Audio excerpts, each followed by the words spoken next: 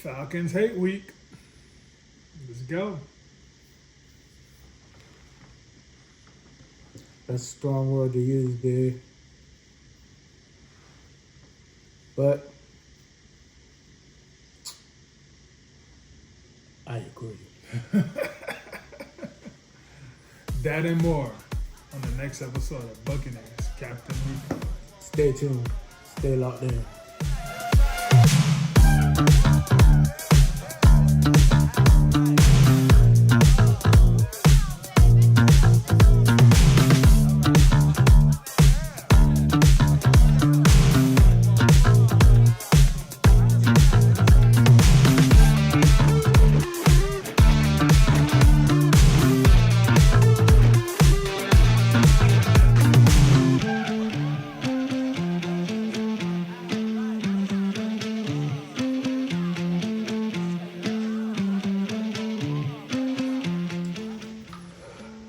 Welcome to another edition of Buccaneers Captain Report. I'm Big, he is Small, AKA Josh. and we are previewing the Falcons at Bucs game on Thursday night. I hope it's going to be a good game. After last week's loss, I don't know. What are your thoughts, man? Yeah, it's a divisional game. At this point, I don't have no expectations. Big, to be honest with you. Hopefully it is a good game, and I'm not just turning on that TV just to watch a snooze fest. Embarrassment. Yeah, and on top of that, an embarrassment. If that is the case, if that does become the case, I won't be surprised. We've been yelling for changes to be made since probably week 3. Well, I'm not gonna say week, but I know I've definitely have been. So I mean, that's how I feel about it. Yeah, if we, well, I'm not going to say if we lose this one, but if we end up not making the playoff, that's definitely a conversation that needs to be had about direction of the team, coaching staff, front office, and everything. But with that being said, let's go ahead and get into the top storyline of the game. One of the top storylines to me, anyways, this game on Thursday is going to be a creamsicle game, throwback game. We usually don't do very well in those. No, we don't. And it's also a Thursday night game, which is a primetime game. And we also don't usually do very well in those too. I thought we had earlier this season. We won one earlier this season, but we're like, I don't know, like 1-6 or something, or 1-5 or something primetime game. But we did win one this year, and the throwback game we won both of our throwback games this year, right? So far. But it wasn't a creamsicle. It was the like all-white. The all-white, the 70s throwback. So that's giving me cause to I know it really don't mean nothing, but it's giving me cause to pause. You know what I mean? Right. Yeah. Second storyline, we signed JPP this week. JPP's been retired for 2 years. What do you think that means, bro? First off, welcome back home, JPP. Our Haitian brother. Yes, sir. That tells me we're desperate. Yeah. we're desperate. And I'm not gonna say JPP is like the lifesaver or anything. But if we had to have signed someone, I'm not mad at that choice. You know, he's a player that's familiar with the culture of the Buccaneers, with the team. familiar with the team, familiar with the locker room, knows his way around. Playbook. So, therefore, I'm not mad at it. How big of an impact will he have?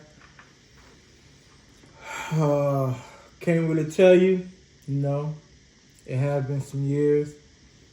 I have noticed that these teams are bringing in these Retired players. retired players. I heard the coach is bringing in Rivers and as a quarterback. Was it 2 weeks ago? Was it the Rams or something that tried to bring back their retired center? I don't remember if it was the Rams. But it was somebody else. So injury, it's definitely a trend.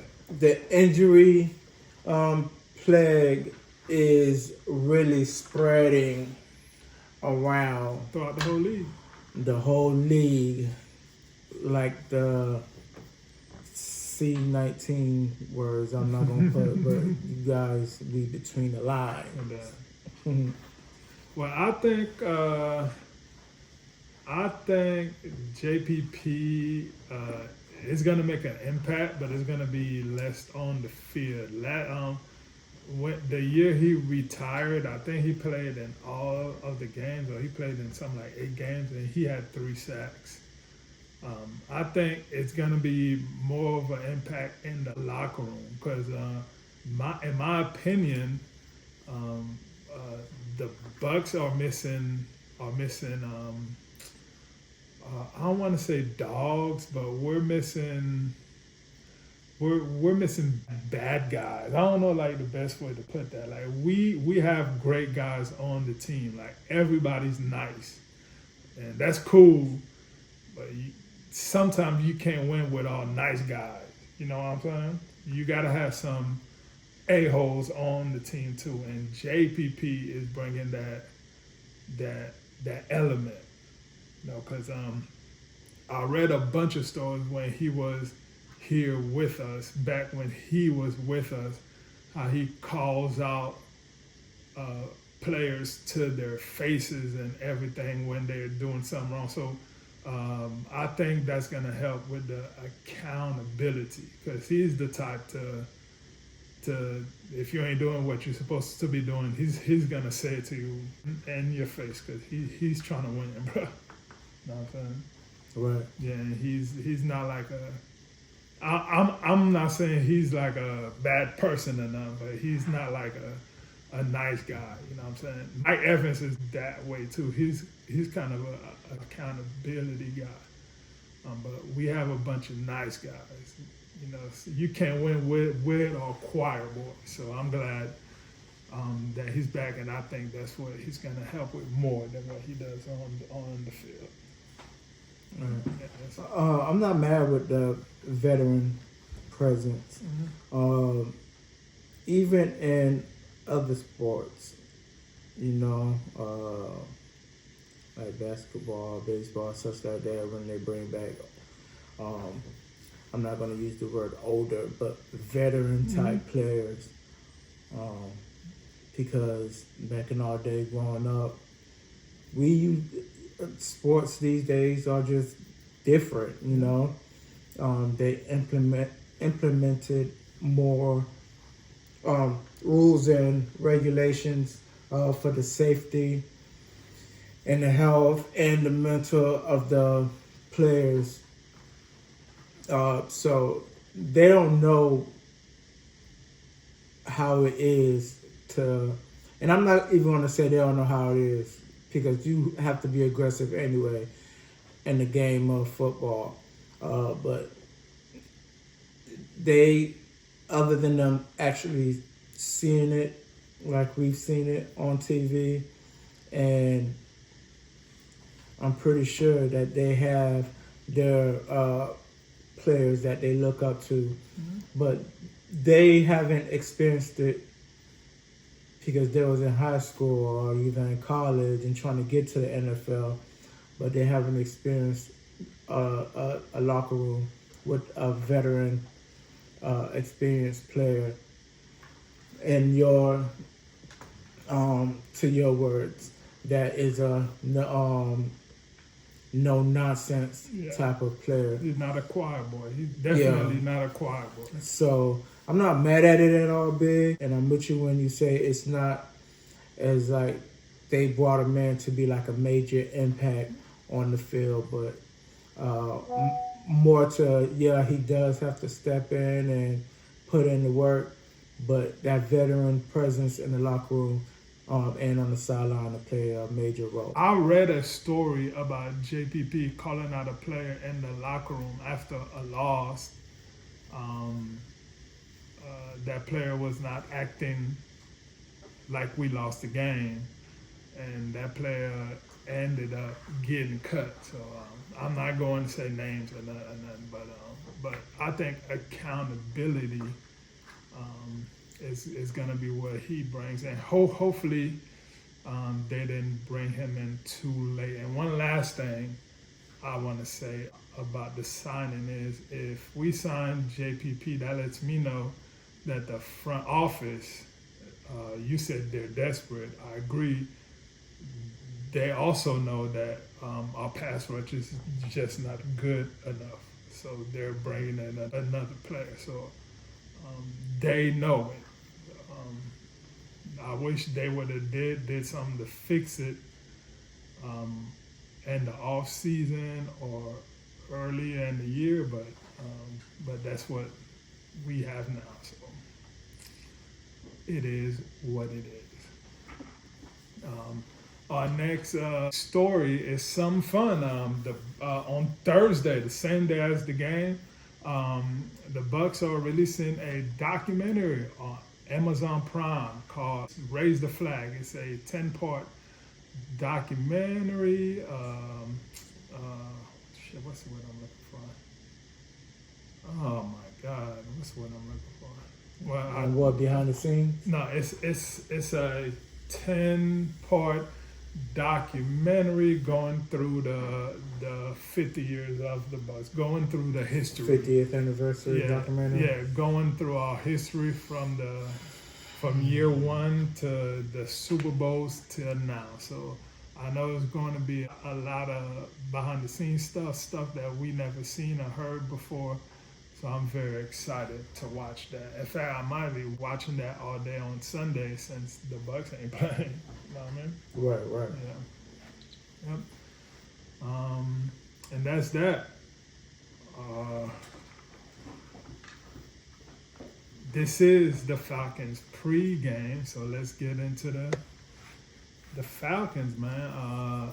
Before we go through stats or anything like that, tell me, the Falcons are 4-9. So when you think about the Falcons, what do you think? What kind of team are they?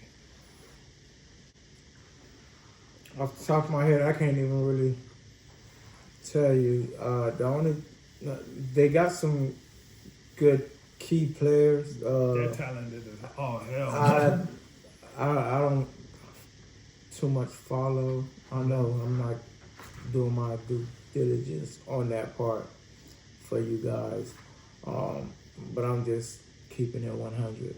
I don't follow our divisional ops, so I can't really tell you. I know that their records show that they're not doing good, but when I do watch highlights of games, it shows that they got the players. Yeah, they're talented, man. It's crazy. I know that they got the players, and I know the head coach used to be in Tampa, and I liked him when he was in Tampa. You know, how much of an impact did he have with us? obviously wasn't enough to where we let them go. I figured that they would at least be doing better than what they are doing, and they probably should be doing. But this season, we do not know what the hell is going on with the coaches and their play calling. So that's my take on the Falcons. My take on them is they're talented as hell, and they should be number one in this division. They have the most talent, almost more than us. Well, more than us, for real, for real. But I don't know why they can't put it all together. They beat the Bills by 2 scores. Bills is like their best win, I guess, so far by 2 scores. They also got blown out by Carolina. Scored nothing. I think Carolina, where is it? I just saw Carolina beat them 30-0. They lost to the Vikings. They beat Washington. They lost to the 49ers. They just lost to Miami. They lost to the Colts. They beat the Saints. They lost to the Jets. They lost to the Seahawks. So it's kind of, I don't know, it's kind of hard to pin them down. Like, right now, they're not playing good football, but they're liable at any minute to get a game where everything just comes together for them. Yeah, I think they're more on the same level as the Saints, and I'm not talking about as far as individual players, but as far as the record, because they could easily come in with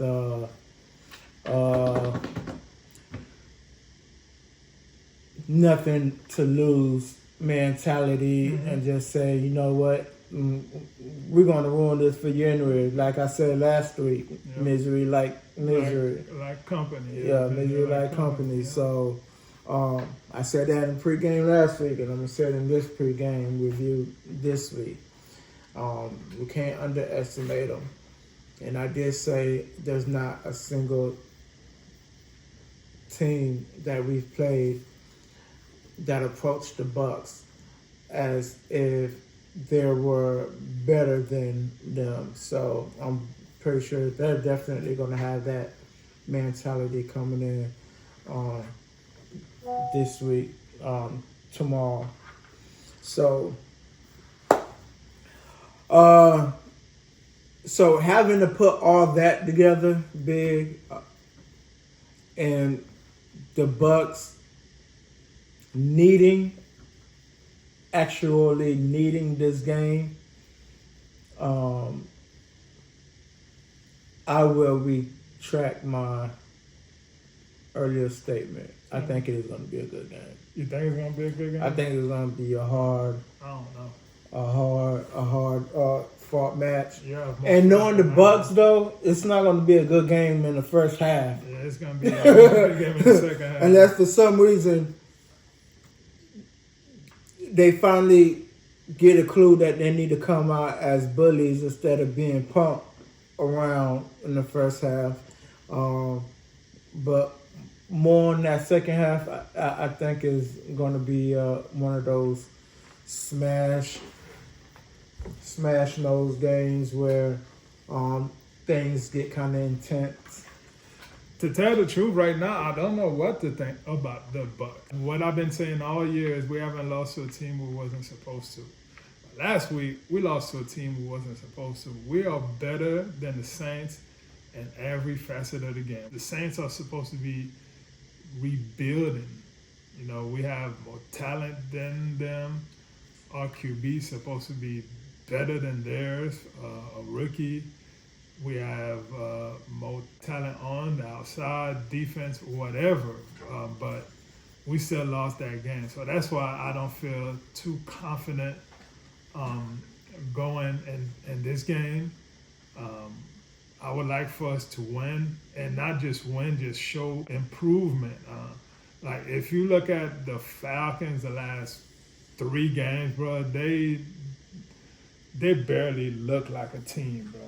I want the win, but I don't want it to be like because the Falcons suck. I want it to be because we're taking steps in the right direction. You know what I'm saying? We look good playing them. You know what I'm saying? Not just it was just a boring game it was just a boring slop fest game that somebody had to win. You know what I'm saying?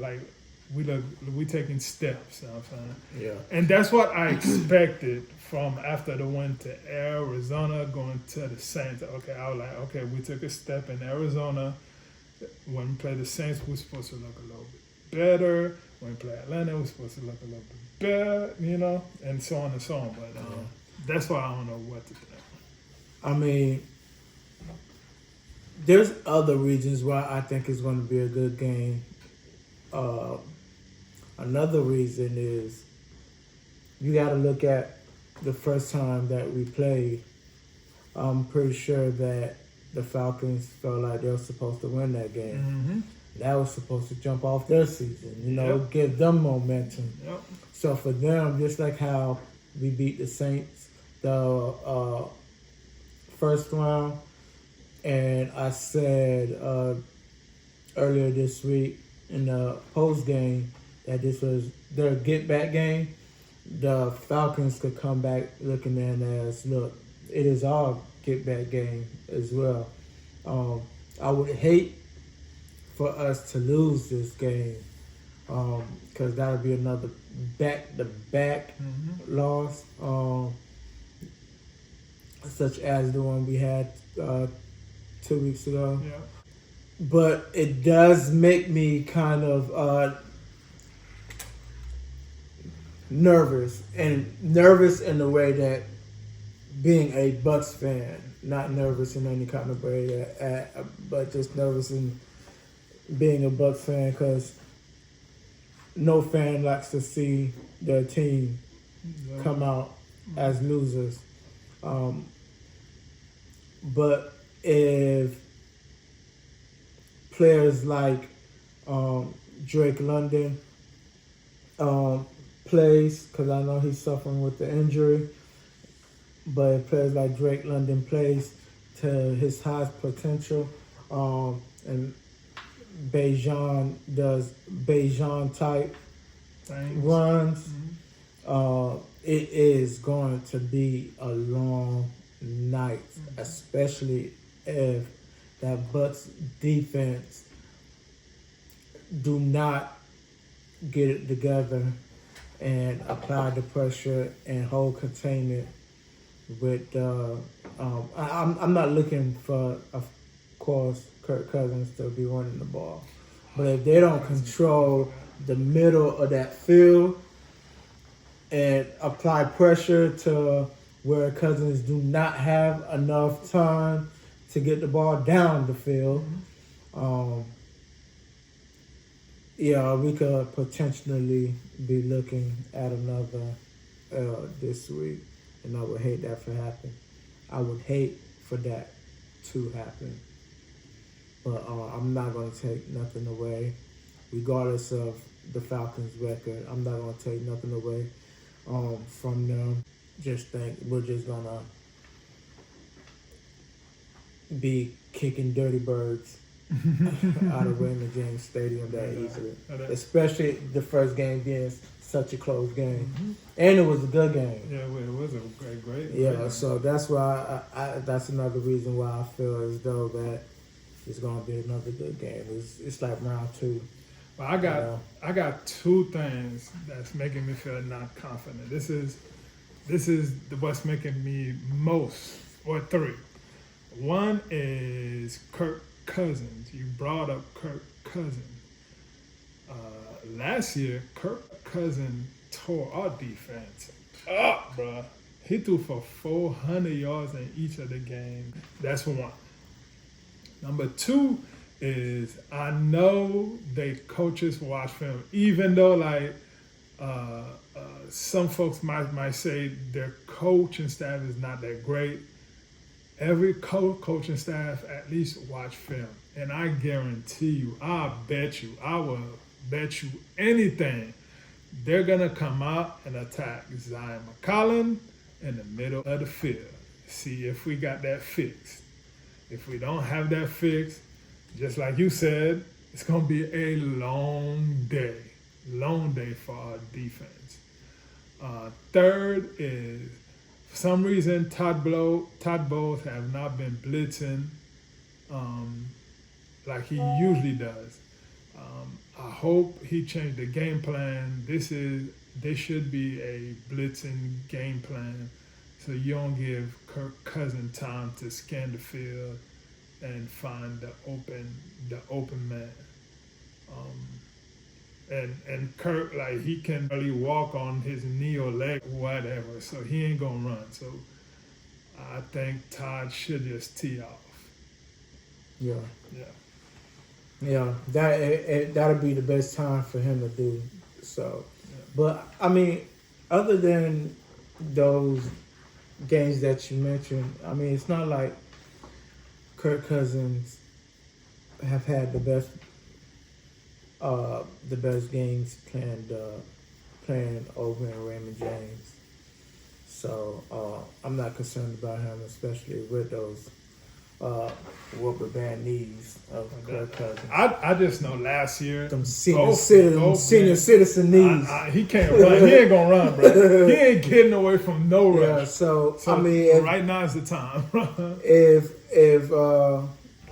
I love Kirk. I'm not gonna talk trash about Kirk. I love Kirk. I'm just saying. Last year, the two games he played us last year was the best 2 games of the year, bro.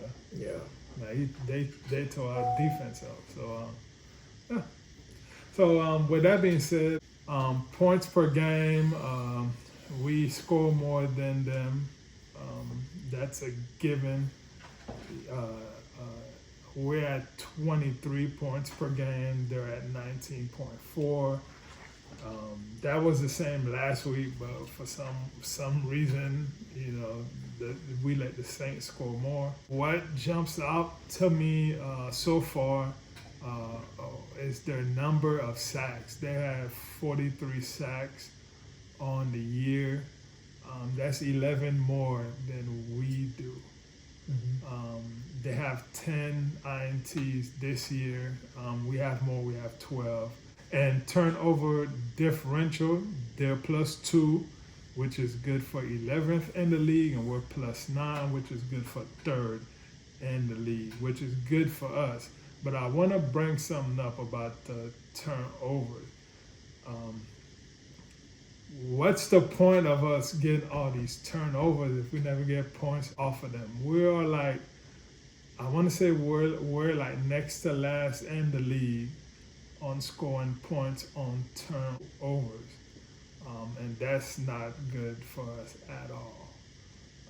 Any thoughts about the stats? No, I don't have no. As far as the injury report, ours is always long. Somebody new. We got Savarcier Dennis. Did not participate both Monday and Tuesday with a hip. Christian Isian did not participate on Monday. Limited participation on Tuesday with a neck, which is not good because he's replacing Tyke Smith, which is hurt. Tyke Smith did not participate on both Monday and Tuesday. You might like this one. K.I. did not participate on Monday and Tuesday. You say I won't like that? I said you might like this one. Why? Because I know you don't like K.I. No, that's not it. Okay. Yeah, no, not at all. I'm definitely not going to wish bad on. No, I'm not saying wish him bad, but he ain't going to play. Oh, yeah. I just want him to, go ahead, continue. I'll put my input on that. You want him to not get the ball ripped out of his hand, basically. Yeah, how they had him playing in the beginning of the year and just using him as blocking. They need to just do that. Heard that. I talked about Tyke Smith. Hassan Reddick did not participate. Limited participant on Tuesday, so hopefully he plays. Chris Godwin, limited participation on Monday, full participation on Tuesday. Tristan Wirth, limited participation on both Monday and Tuesday, so hopefully he comes back. Bucky Irvin, full participation on both days. Baker, full on both days. Benjamin Morrison, full on both days. Rashard Wisdom, full on both days. The big news on the injury front is in a press conference earlier this week, Coach Todd Bowles said that Mike Evans and Jalen McMillan are both in play for Thursday. And they both were limited participation on both days. Any thoughts about that? Oh, no. No. As far as the Falcons, Drake London did not participate on both days. Kadero Hodge, limited participation on both days. Chris Lindstrom, limited participation on both days. Kyle Pitts, limited participation on both days. Jalen Walker, limited participation on both days. Caden Ellis, full participation on both days. So it looked like the only player that may be out for them is Drake London. And us, I guess Savassier may be out. Cade may be out. Tyke may be out. Yeah.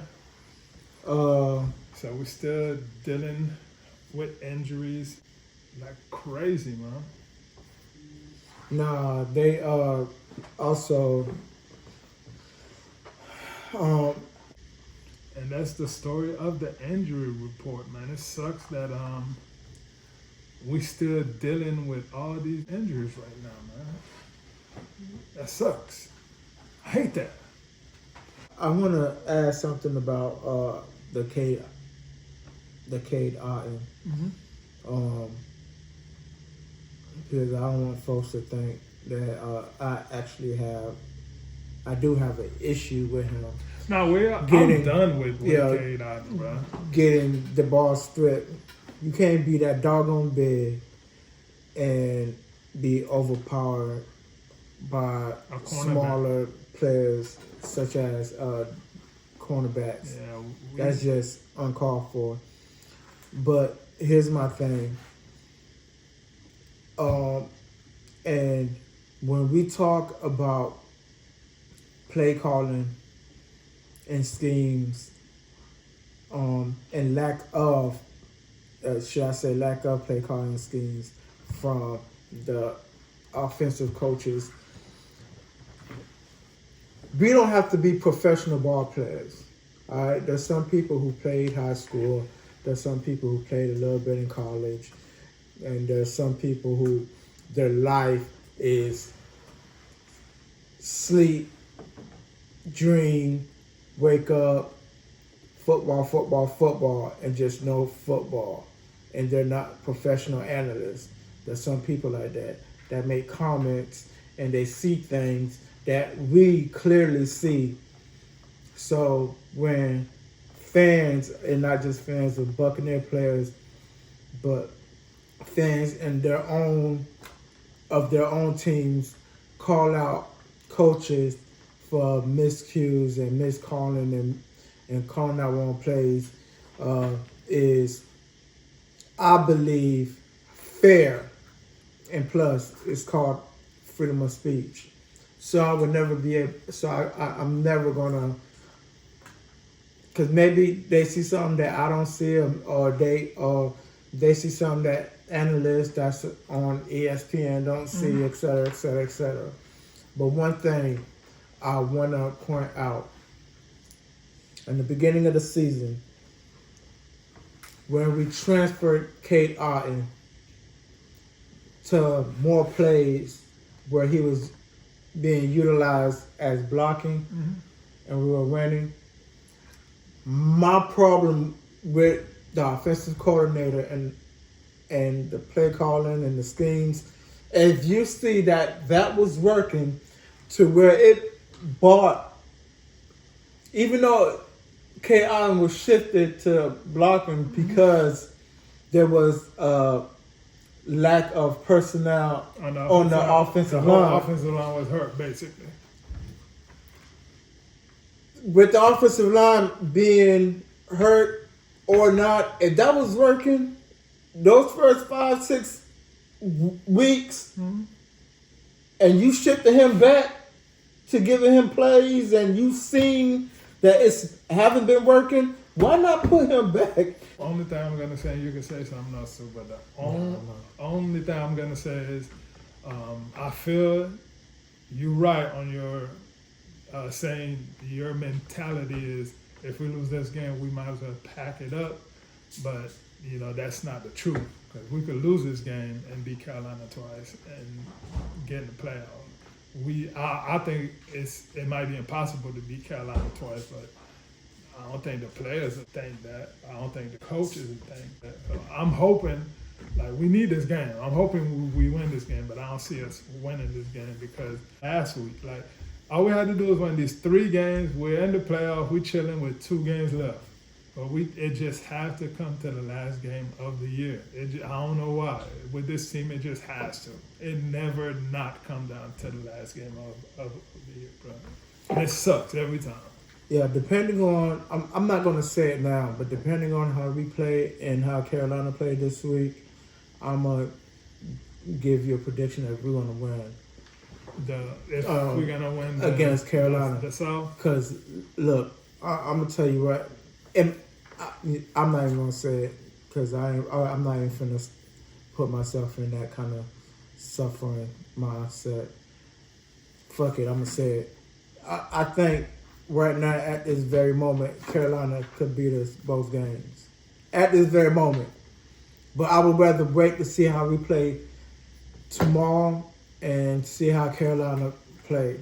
Because I believe that they could go ahead and just I agree with finish their... I agree with you. Finish their last few games coming off of a bye week strong and not lose. I think at this the way time, that they're playing. At this time, Carolina's playing really good football, and we're not. Like, if not... Like tomorrow's game, if I see some positive steps, if we look good, even if we lose and we look good, I'll be like, okay, there's a chance. But if we win and we look terrible, bro, like I know all we had to do is if we win this one, all we got to do is beat Carolina once and we're in, bro. I mean, we're most likely going to do that because it's really hard to beat a team twice in 1 year, but. Like, we don't really, what we're going to do in the playoffs, bro, just lose the first round. Yeah. You know what I'm saying? I feel you. So we'll see how this game tomorrow goes. We appreciate y'all for joining us. This is a big, important game. Very big, very important. Make sure you leave your prediction on who's going to win.